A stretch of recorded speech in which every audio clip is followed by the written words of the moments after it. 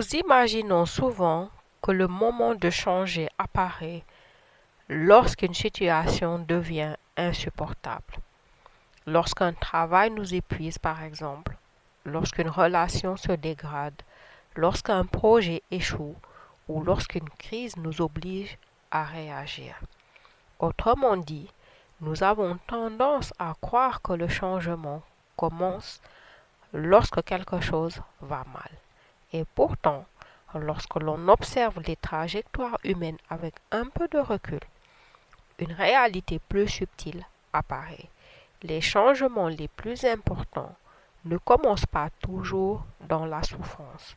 Elles commencent parfois alors que tout semble encore fonctionner.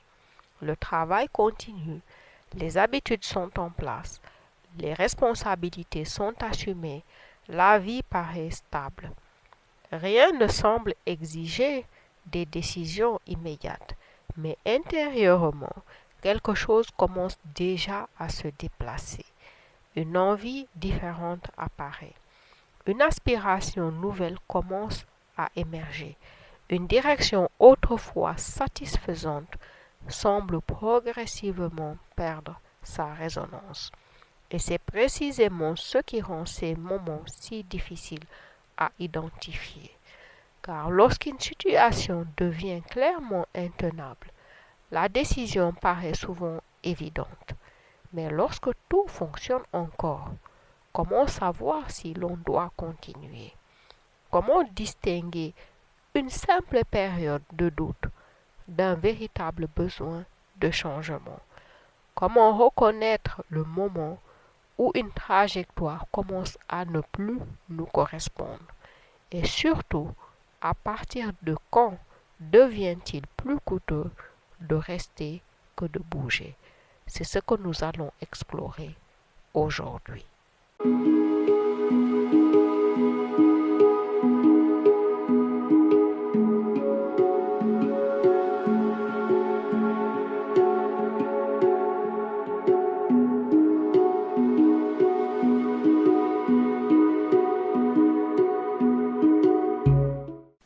Nous avons souvent une vision très spectaculaire du changement. Nous l'imaginons comme un événement, une décision importante, un tournant visible, voire une rupture qui marque clairement un avant et un après. Pourtant, dans la réalité, les trajectoires évoluent rarement de cette manière. La plupart du temps, les changements commencent bien avant les décisions. Elles commencent dans des ajustements presque invisibles, dans une motivation qui diminue légèrement, dans un enthousiasme qui revient moins souvent, dans une curiosité qui se dirige progressivement ailleurs, dans une impression diffuse qu'une partie de nous-mêmes est en train d'évoluer. Au début, ces mouvements sont souvent difficiles à interpréter parce qu'ils ne ressemblent pas à des problèmes. Ils ressemblent simplement à de petites variations à l'intérieur d'une vie qui continue normalement. Et c'est précisément pour cette raison qu'ils passent souvent inaperçus. Nous continuons à avancer, nous remplissons nos responsabilités, nous suivons la direction déjà engagée. Pendant ce temps, quelque chose en nous poursuit silencieusement sa transformation. Puis un jour, une question apparaît, pas nécessairement sous la forme d'une crise, parfois sous la forme d'une simple interrogation. Cette direction me correspond-elle encore autant qu'avant? Et derrière cette question se cache souvent quelque chose de beaucoup plus profond. Elle devient: combien de temps pouvons-nous continuer dans la même direction? C'est souvent à partir de là que le changement devient un sujet important. Et nous allons maintenant chercher à comprendre ce moment. Pour cela, nous allons d'abord revenir sur une tendance assez courante, celle d'associer une vie stable à une vie qui fonctionne correctement. Lorsque tout continue de tourner normalement, le travail, les habitudes, les responsabilités, effectivement, nous avons naturellement l'impression que rien d'important ne change. Et pourtant, cette impression peut être trompeuse. Une trajectoire peut continuer à fonctionner parfaitement en surface, tout en devenant progressivement moins alignée en profondeur. Ce n'est pas visible immédiatement, il n'y a pas forcément de rupture, pas de signe évident, pas un moment particulier qui viendrait marquer un avant et un après. Juste une continuité, mais une continuité qui ne dit pas tout, car il existe une différence essentielle entre deux choses que l'on confond souvent, fonctionner dans une direction et être encore pleinement en accord avec cette direction. Une vie peut continuer à fonctionner longtemps après avoir commencé à perdre une partie de sa résonance intérieure. On peut continuer à avancer, continuer à assumer ses responsabilités, continuer à suivre le même chemin, alors même qu'une partie de nous est déjà en train d'évoluer ailleurs. C'est précisément ce décalage silencieux qui constitue le point de départ de notre réflexion. En effet, même lorsque tout semble fonctionner normalement, certaines choses commencent parfois à changer à l'intérieur de nous. Pas de manière spectaculaire, pas du jour au lendemain, mais progressivement. Une activité qui nous stimulait autrefois nous laisse un peu plus indifférents. Une routine qui nous convenait devient légèrement plus lourde. Un projet qui nous enthousiasmait demande davantage d'efforts pour susciter le même engagement. Au début, ces changements sont presque imperceptibles.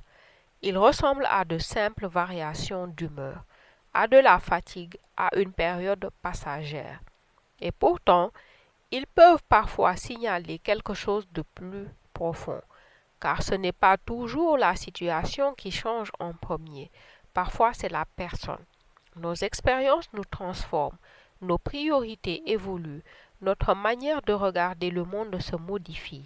Et lorsque cette évolution intérieure devient suffisamment importante, une trajectoire autrefois cohérente peut commencer à perdre progressivement de sa résonance. C'est ainsi que souvent les premiers décalages apparaissent, non comme un problème, non comme une crise, mais comme le sentiment discret qu'une partie de nous ne répond plus tout à fait de la même manière à ce qui l'entoure. À ce stade, quelque chose est déjà en train d'évoluer dans la trajectoire, mais très souvent ces signaux du changement ne sont pas immédiatement pris au sérieux. Nous avons tendance à les expliquer autrement. C'est juste une période de fatigue. C'est normal de se poser des questions. Ça va passer, je réfléchis trop. Et dans bien des cas, ces explications semblent raisonnables. Mais ce qui se passe réellement est parfois plus subtil. Ce n'est pas forcément une crise, ce n'est pas forcément un basculement, ce n'est pas une rupture visible. C'est un ensemble de signaux faibles qui commencent à s'accumuler. Une motivation qui revient moins facilement. Une énergie qui demande plus d'efforts qu'avant. Des choses qui autrefois semblaient naturelles, mais qui nécessitent désormais une forme de contrainte intérieure. Et pourtant, ces signaux sont souvent neutralisés, non pas ignorés, mais interprétés de manière à préserver l'équilibre existant.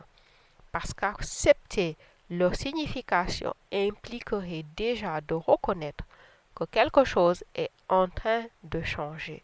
Et cela demande une forme de lucidité que nous ne sommes pas toujours prêts à accueillir.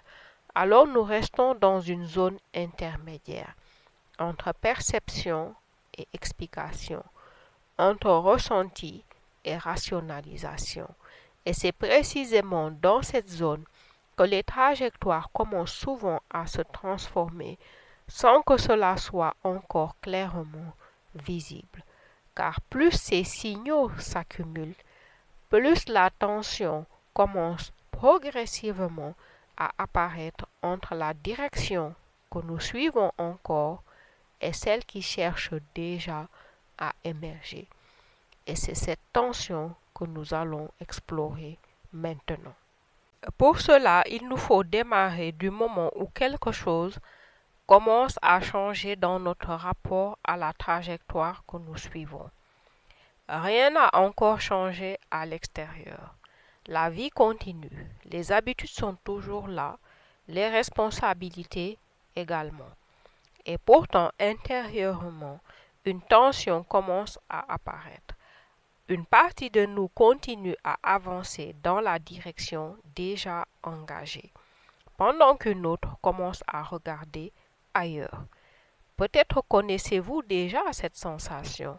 Vous êtes à votre bureau ou chez vous le soir, vous pensez à un projet que vous avez toujours voulu lancer, à cette direction qui vous attire depuis longtemps. Vous imaginez parfois ce qu'elle pourrait devenir. Et pourtant, rien ne change encore. La trajectoire continue. Vos habitudes restent les mêmes.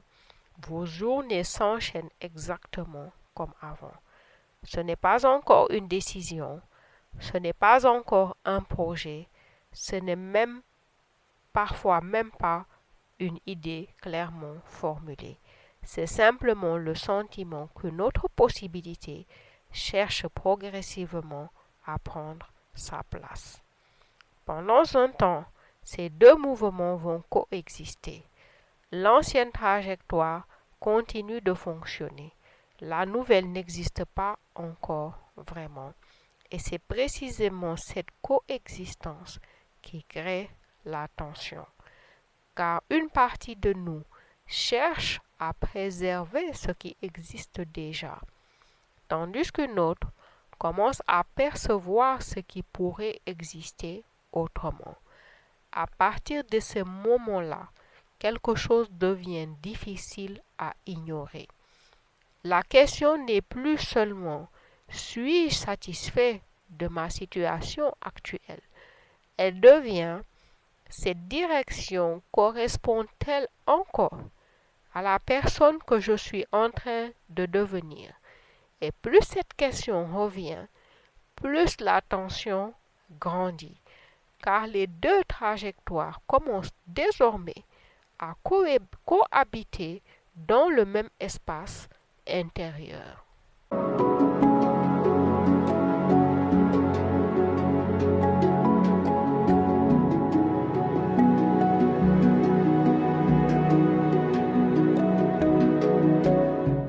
Néanmoins, même lorsqu'un décalage commence à être perceptible, il ne suffit généralement pas à provoquer un changement, parce qu'une trajectoire n'est pas seulement une direction, c'est aussi un système, un ensemble structuré.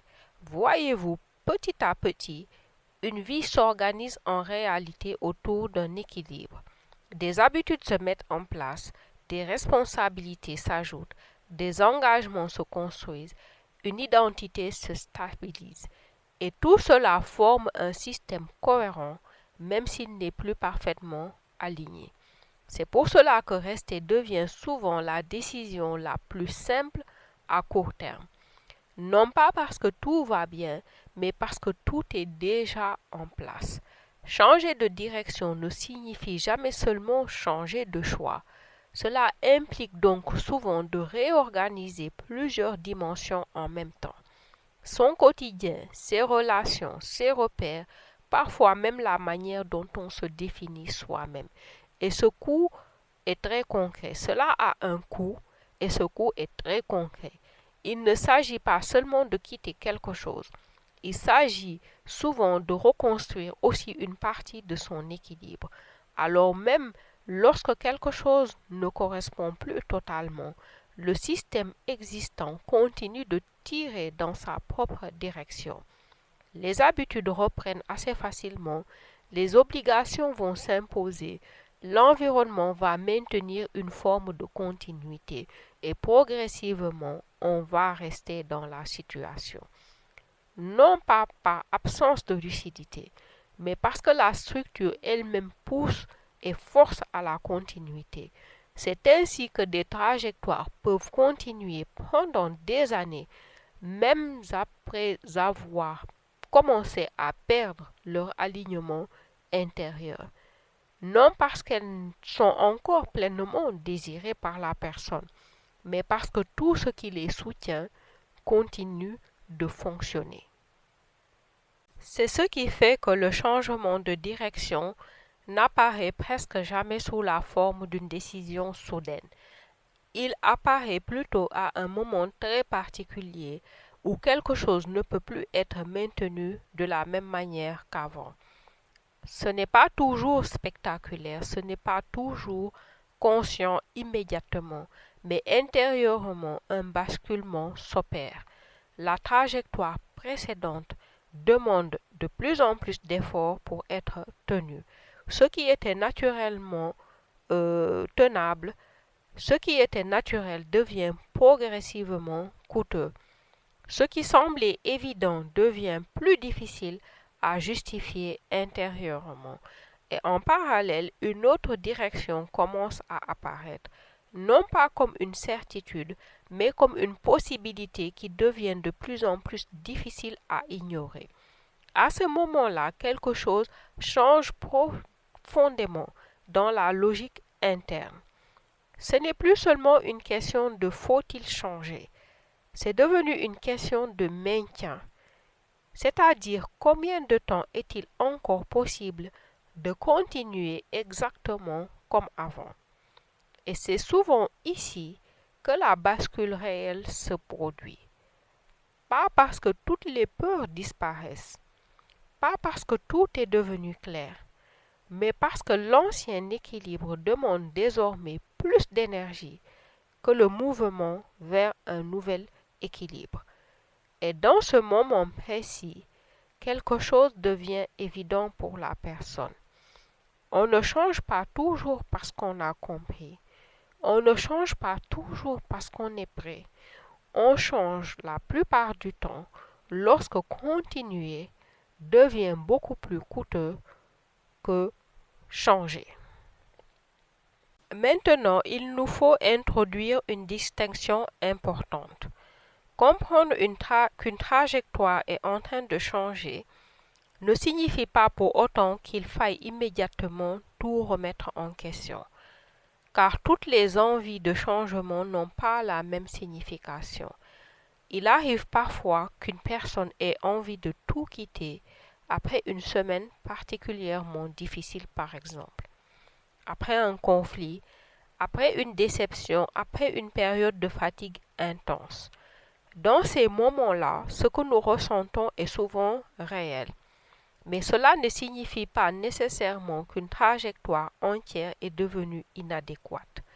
Certaines envies de changement disparaissent lorsque les circonstances s'améliorent, lorsque nous récupérons de l'énergie par exemple, la situation retrouve un certain équilibre. Mais il existe d'autres situations, des situations où la question ne disparaît pas, même après le repos, même après les vacances, même après plusieurs tentatives d'ajustement. La vie continue, les conditions changent et pourtant quelque chose revient régulièrement, comme si une partie de nous continuait à regarder dans une autre direction. C'est souvent là qu'une distinction importante apparaît, la différence entre une réaction passagère et un mouvement de fond.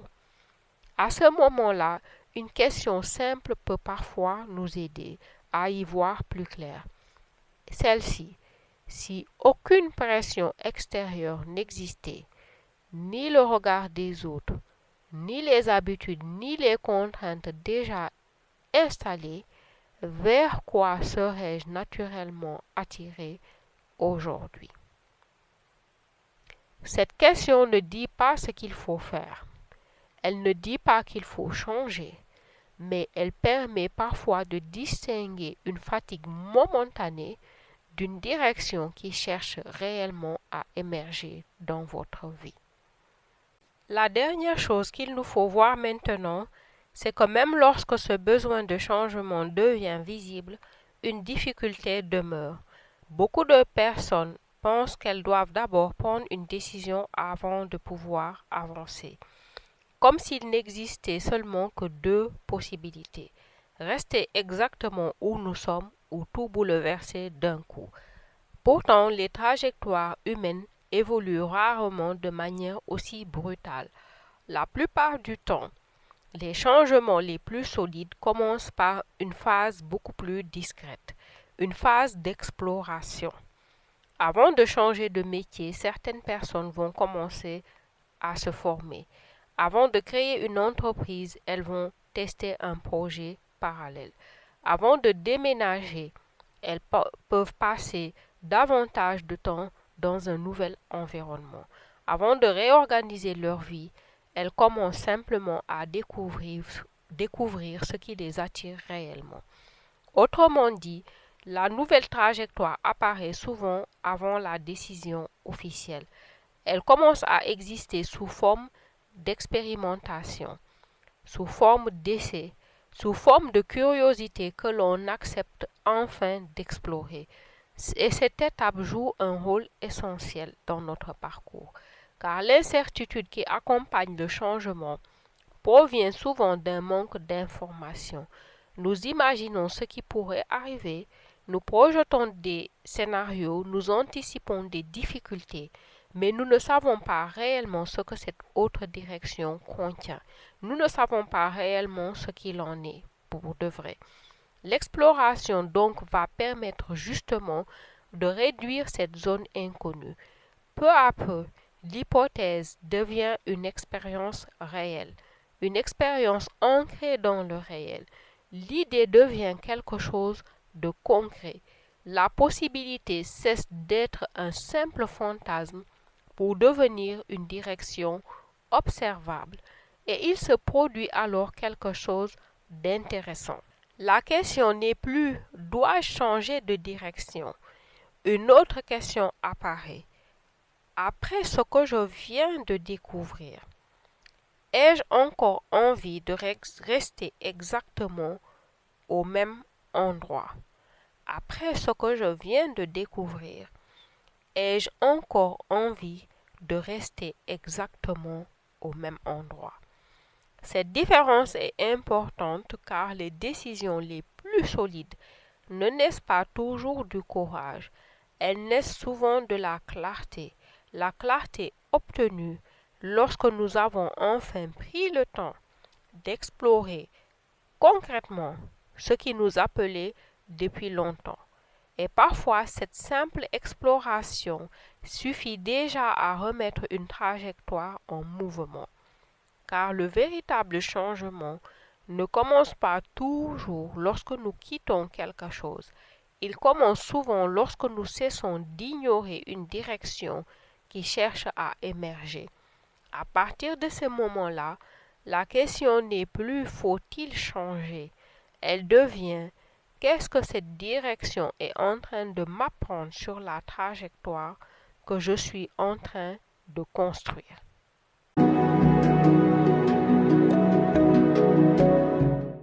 En fin de compte, la plupart du temps, les grands changements ne commencent pas par une décision. Ils commencent beaucoup plus tôt, dans des décalages presque invisibles, dans une tension qui s'installe progressivement entre la trajectoire que nous suivons encore et celle qui cherche déjà à émerger. Puis vient parfois un moment où quelque chose bascule. Mais le vrai changement n'arrive pas parce qu'on a compris que l'on devait changer. Il arrive parce que continuer dans l'ancienne direction devient plus coûteux que bouger. C'est là que la vie se transforme silencieusement. C'est là que l'énergie du système change de place. C'est là que l'ancienne trajectoire cède la place à une nouvelle. Et quand cette bascule survient, on comprend enfin une vérité essentielle. Le changement n'est jamais un point de départ arbitraire. Il est la conséquence naturelle de l'usure d'un équilibre qui ne tient plus. Observer cela, le reconnaître, c'est commencer à lire sa trajectoire avec lucidité. C'est apprendre à repérer, avant qu'il ne soit trop tard, les moments où continuer dans la même direction devient plus coûteux que changer de direction. Et c'est précisément cette conscience qui ouvre la voie à la responsabilité et à la maîtrise de sa trajectoire. Et ce sera le sujet de notre prochain épisode. Voilà les amis, ce sera tout pour aujourd'hui. Dites-nous ce que vous avez pensé des pistes que nous avons explorées dans cet épisode. De plus, si certains sujets autour de ces questions de trajectoire, de stagnation ou de changement vous intéressent particulièrement, je vous invite aussi à les proposer en commentaire. Enfin, si ces réflexions vous aident à clarifier certaines choses dans votre vie, pensez vraiment à suivre la chaîne pour les prochaines vidéos. Je vous retrouve au prochain épisode. C'était Sophia. Merci de votre attention.